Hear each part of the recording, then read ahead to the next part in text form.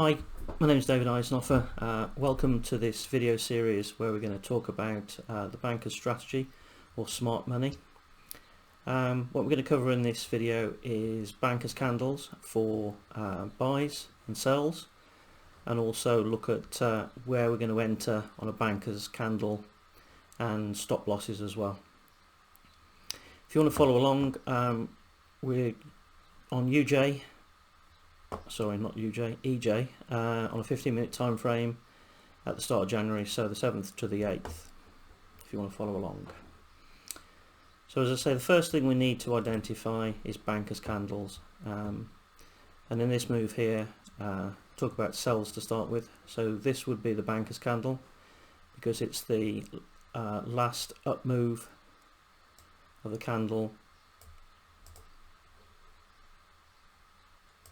before a down move. Let's change that to red. There we go. This would be a banker's candle here, although this small banker's candle I might lump those two together. So that would be a banker's candle as well. Why? Because it's the last up move before a down move.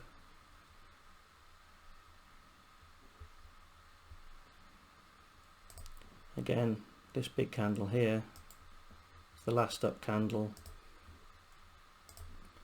before a down move, and here again this is a banker's candle because it's the last up candle before a down move.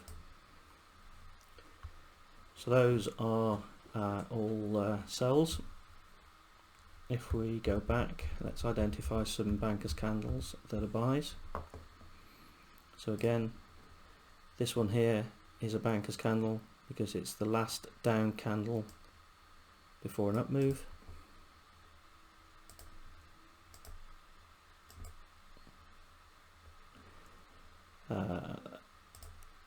This one here is the last down candle before an up move. Let's keep on going. Again, this one here is the last down candle before an up move. This one in the middle, this little guy here, last down candle before an up move. Another one there, last down candle before an up move. To get the idea. So let's get rid of those and come back. So okay, let's talk about entries. Go back to this original one here, this up candle before the down move. There's several ways of marking the candle, but you can mark the bottom of the candle or the opening of the candle, which is where you're going to be placing your entry, and your stop loss will go at the top of the wick.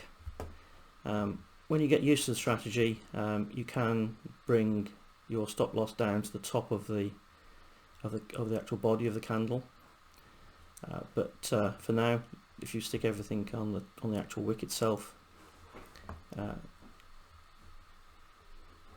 let's colour that red. Okay. Now I tend to mark them out with zones.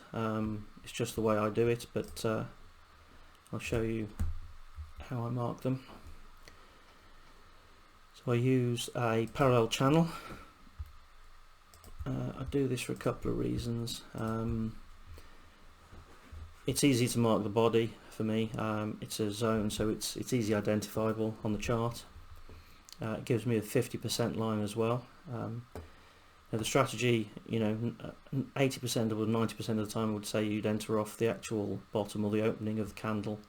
But sometimes on the bigger candles, so for this if this was a banker's candle, the price might come up to the 50%, and this might be a very large candle in pips.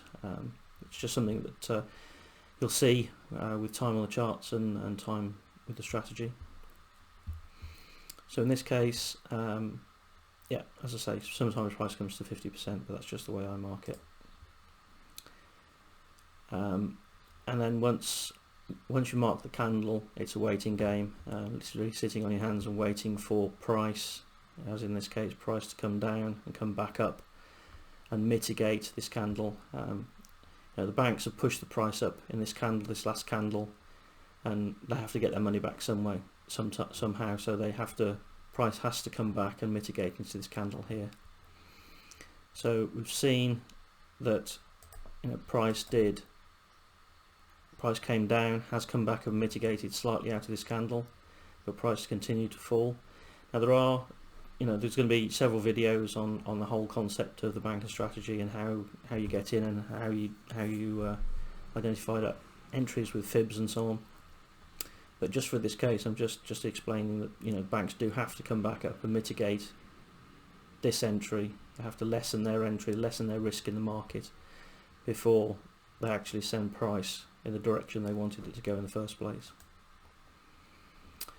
So that's marking a banker's candle for a sell. For a buy, it's just the case of, again, you're marking the opening of the candle and setting, so opening would be just blue in this case, and your stop loss would be at the end of the candle. There we go. And obviously, price goes on its way. The banks force price down in this candle here, only to come back and mitigate this candle eventually for the entry you're looking for, which in this case would be the buy.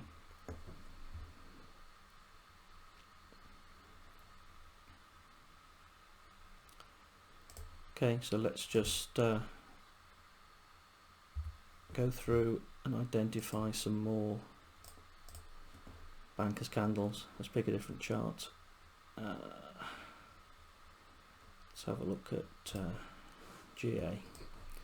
So again, if we're identifying bankers candles, this bankers candle here would be the last down move. Sorry, the last down candle before an up move. This banker's candle here would be the last up candle before a down move. Oops.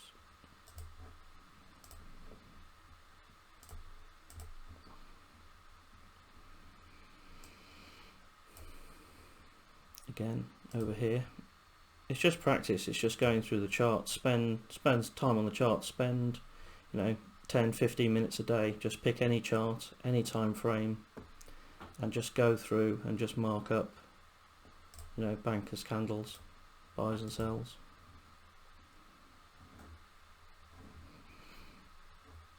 I hope that's useful.